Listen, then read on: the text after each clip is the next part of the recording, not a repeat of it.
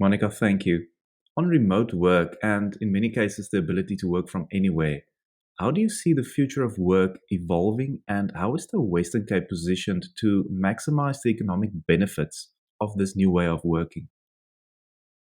Certainly here at Wesgro, we can see that, some staff like to be in the office or need to be in the office, and some staff like to be fluid in that space, and some people prefer to work from home, and some people can really work from anywhere.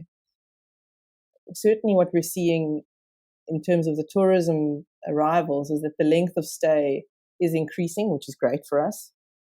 People obviously come here and then, you know, potentially do a couple of weeks of holiday and then, spend a couple of weeks here doing work in between.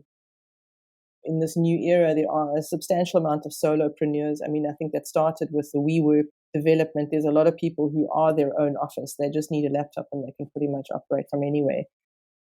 And certainly, I think Cape Town and the Western Cape are well poised to capture a lion's share of that market that wants to work from, this continent. South Africa is a very popular destination, but certainly Cape Town and the Western Cape within that context has got the most stable power provision, has got some of the best connectivity in terms of, Wi-Fi hotspots in coffee shops, etc. The amount of co-working spaces that we have in the city in particular is probably the greatest in the country.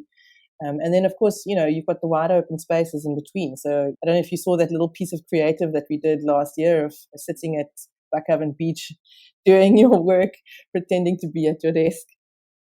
It really is a place where you can combine scenic beauty, wide open spaces with Africa's tech capital and all the first world creature comforts that anyone from an international market could want in order to be able to work from here.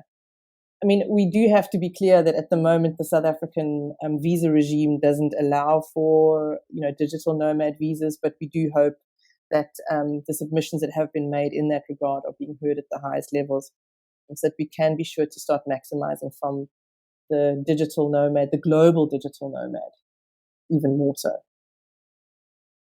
And how much have travelers' expectations changed in recent times? Can you mention some examples? I think travelers' expectations have changed quite substantially in that they really want to experience deep and immersive and transformative experiences outside of their own homes now. I think that McDonald's travel or fast food travel, let me rather say fast food travel, is a thing of the past, pretty much. I think that people that travel now really want to travel. It is quite daunting. I myself am going overseas for the first time at the end of this week. And it's quite daunting. You don't know whether you have all the right documentation. You don't know if something's going to go wrong whilst you're traveling. It's not as affordable as when it was fast food travel.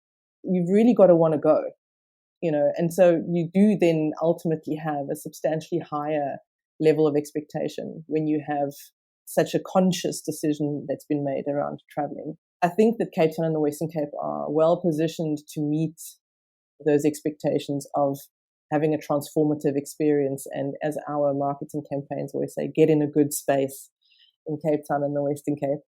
People, when they travel now, want to be able to set themselves free from the constraints and the fears and the extreme governance and the extreme regulatory frameworks that they've experienced at home, and they want to have a sense of freedom and a sense of connection, whether they're traveling alone and just want to meet the locals, or whether they're traveling with their families and friends and want to sort of reconnect with those.